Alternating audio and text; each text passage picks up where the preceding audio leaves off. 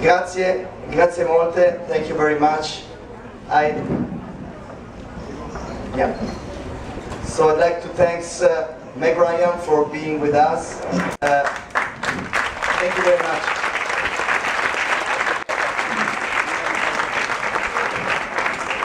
For sharing with us some of her memories, of her insightful thoughts about the cinema and the film business and the films she played with.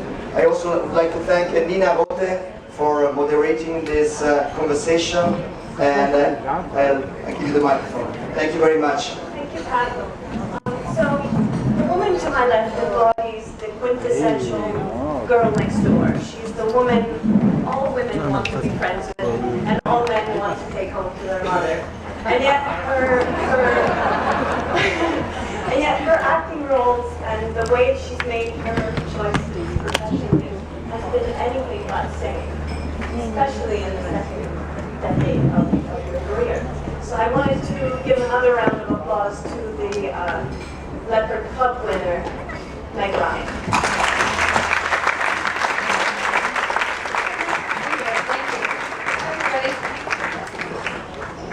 And it's lovely we coordinated to be Ebony and Ivory this morning. We worked that out. Let's talk about the beginning of your career. You were on As the World Turns, and then you did the last of George Cukor's films, Rich and Famous, where you played Candice Bergen's daughter. How was that? How were the first few years of your professional life? And what do you remember from that? Well, it's like about 1 million years ago now, so I mostly remember being absolutely confused and not really afraid, but just kind of confused. I was a journalism major at New York University, and I was paying my way through school. And how I did it was I did commercials, and every now and then I would get an assignment from my journalism teacher, and for instance, I went to the As the World Turns, the soap opera audition, so that I could write about auditioning for a soap opera. And I got the part, which I really only wanted to write a paper about it, but I got the part. So I did that, and I remember my first day actually on that soap opera, and that's the kind of thing. They did an hour of storytelling every single day, and I knew nothing. I mean, I barely knew how to memorize a line, let alone stand on a mark and have do action and talk to another act. I just didn't know anything at all. I'd done high school plays, so my first job was to take a. My friend is taping everything I say. That's so cute. I'll tell you later. I'm taping it too. But wait, what was I saying? Oh, so anyway, I have a thing where I'm supposed to go down the staircase and have the guy who became my future love interest, have him open a bottle of a jar of peanut butter for me. And they did about 37 or 38 takes because I just couldn't figure anything out at all. And anyway, they stayed patient with me, and my overwhelming memories are actually about being confused and calling George Cukor, and he had to keep endlessly correcting me. So he really was. He is one of the all-time great romantic comedy directors, But he was 90, 92 by the time I worked with him. So, do you have a gem that you took away from working with him? Yes, it was that his major direction for everybody was. I remember saying this to Candice Bergen and Jacqueline Bisset were both in the movie. He would kind of take his teeth out, and then he would scream, "Don't act! Stop acting!" And I remember, and that is really good advice, actually. Really, really good advice to not act, to just be. So I think about it actually every now and then now. Do you feel like you grew from the stars of the 30s and 40s for your career? Because you're so quintessentially a movie star, and you were probably one of the last ones of the movie stars. Thank you, but yeah, they inspire me to this day. There's in the U.S. we have a Turner Classic Movies on television. We have this app we can watch on our Apple TVs called Filmstruck, and you can watch all of these old movies, and then you can look up these actors. And a lot of my friends and I do it together. We're kind of gossipy about people like Irene Dunn and Cary Grant. Did you know? You know, kind of about 60 years or 70 years too late. And do you remember the first film you ever watched? The first movie I ever, I used to watch films, again, when I was a kid, they had a thing called 430 movie, and they played a lot of black and white films. Then I watched Carol Lombard and Katharine Hepburn. But the first movie I ever went to go see was The Poseidon Adventure. Do you remember that? It's about a ocean liner that capsizes. That's all. Very poignant. Yes, your first film. My first film.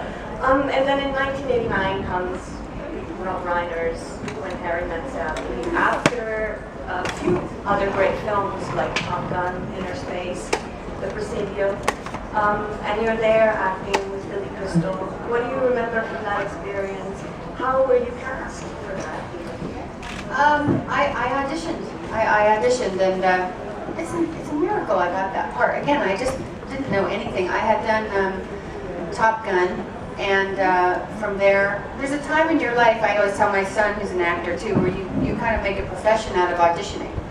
And I just auditioned for everything, and that was one.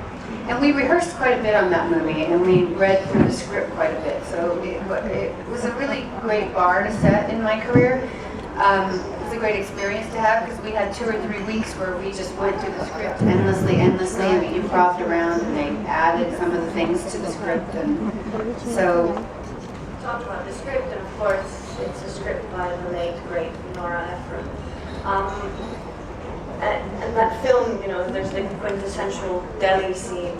I don't think there's a person alive who doesn't remember that, or know it, or think about it, or quote it at times.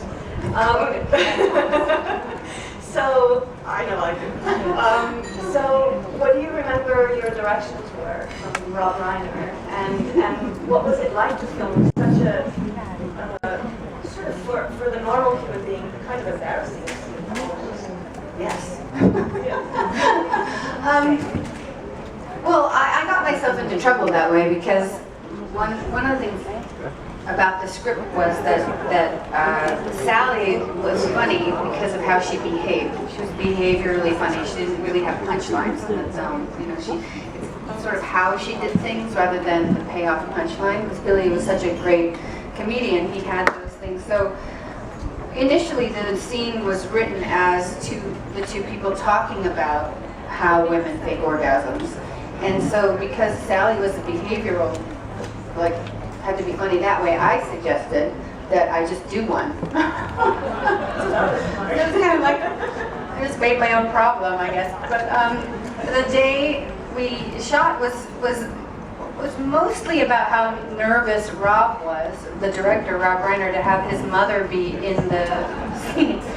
And she's the one who said, I'll have what she's having. That's the quote. Yeah. And the other, like last week or a couple weeks ago, a friend of mine showed Daisy, my daughter, who's 13, When Harry Met Sally. She doesn't see my movies. She's seen Sleepless in Seattle and When Harry Met Sally. And he kept coming out of the living room and saying, she doesn't get it, she doesn't get it, she doesn't get it. And then she, I guess for that scene, she kept saying to him, what's that? What's my mom doing? So we had to put off that conversation. I would like to do things a little differently. Usually we have questions from the audience at the end, and because this is such a session packed with information, I think we might forget a question. Hello, it's not exactly about that film, but something that you said previously. The greatest secret is not to act. But how professional actor cannot act because they are trained for that? Is it possible? I think what he meant by that was, especially in film, there is, I think when you're trained as an actor, you can be trained in technique you can be trained to use, you can be trained as a craftsperson, and those things come in really handy when when you feel like you're outside of the scene and not inside of the scene. But I think what Q-Core meant was to not have quotes around, to not have quotes around behavior. To not announce your behavior. To just, especially the camera is really a mind reader. So the more you can just be truthful instead of act truthful, there's a difference. There's a very slight difference, and the camera reads that, and the camera sees that as a chasm. On stage it's not as obvious, but on film it is. And I can see that when I was a director recently, and I could see, it was a real lesson in acting actually, because I could see when my actors were acting and when they were just believing and being. And those were always the takes that were more compelling. Then comes Joe versus the Volcano, and you star in it with Tom Hanks. And thus you begin this sort of professional relationship, but also a lifelong friendship. What did you think of him when you first met him, and how has that changed throughout the years? The terrific thing about Tom is that he doesn't surprise you. I mean, he is the guy you imagine him to be. He's funny and smart, and he listens, and he's curious. I think that's his great quality. He's really curious about the world and other people. And for me, that makes a great artist to be open like that. And that was a movie where I got, Q-Core saying don't act. And John Patrick Shanley directed that film. He's a really terrific American playwright. And I remember him, I had to play 3 different characters in that movie. And I was like trying to be like super intellectual about it or something. And I knew it was a Jungian fairy tale. And anyway, one day he got so exasperated with me. And he goes, Meg, you don't have to get it right. There's no getting it right. This is an art form. So they're 2 really good, they're simple, but they last, those pieces of advice. Then comes Sleepless in Seattle, which of course screens here in Locarno this afternoon. And your on-screen collaboration with Tom Hanks continues. The chemistry builds up, as well as your actual collaboration with Nora Ephron. She was inspired in the last scene by An Affair to Remember by Leo McCarey, who of course enjoys a retrospective in this festival this year. What do the films of Q-Core, McCarey, and someone like Ernest Lubitsch represent to you, and have you drawn inspiration from them? They are very inspiring to me, and when you deconstruct them, they are so sophisticated. And the festival here gave me a book about, I think giving everyone this book about Leo McCarey, a compilation of all these articles about him, and I learned quite a bit. But Leo McCarey directed Love Affair, then The Affair to Remember. He had the same material that he wrote and then revisited 20 years later, and did the movie with Deborah Kerr and Cary Grant. And what Nora did, I thought that was so ingenious and very, very intelligent, is that Sleepless in Seattle is really a movie about love in the movies. So it follows a kind of DNA, and it stands on itself, but really she's commenting on how love in the movies defines our expectations of love in real life. And it was very sly of her to do that, but and yes, I began, Tom and I continued a fun relationship, and the movie now is like 25 years old, so I was with the producer recently who told a story about shooting at the Empire State Building, and which we had a set in Seattle where we did most of it, because they told Nora that they couldn't actually use the Empire State Building. So Nora wouldn't have any of that, and she really felt like anyone in life was only 2 phone calls away for her. So she ended up calling the Helmsley family, who owned the building, and she ended up calling Leona Helmsley to get permission to use to use the Empire State Building at the time she was in prison. So Nora got to her in prison, and Leona said you can use it for 6 hours, 6 hours only. So we only had it for 6 hours, and There's all threads on Google speculating which floor of the Empire State Building you're on, which is probably why. I think we were at the very top, mostly with the little boy, but we did most of it on a soundstage in Seattle.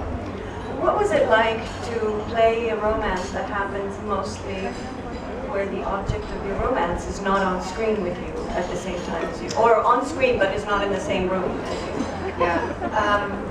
Well, again, it just goes to the real craftsmanship and genius of Nora, because she was able to cultivate in the audience the desire for two people to be together. And I mean, I think we have one word between us, and then at the end scene, there's only a few, like, I don't think we say very much to each other in the whole film.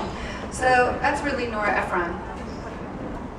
And when you play in a film like that, which is along with When Harry Met Sally and a few of the other films you've made during your career, do you know that you're being part of something really iconic? No. It's such a happy accident when that happens, and something I think it takes years to figure out what actually lasts, right? So no, that's not an awareness we have. Does anyone have any questions about Sleepless in Seattle? Oh, right there with the blue top.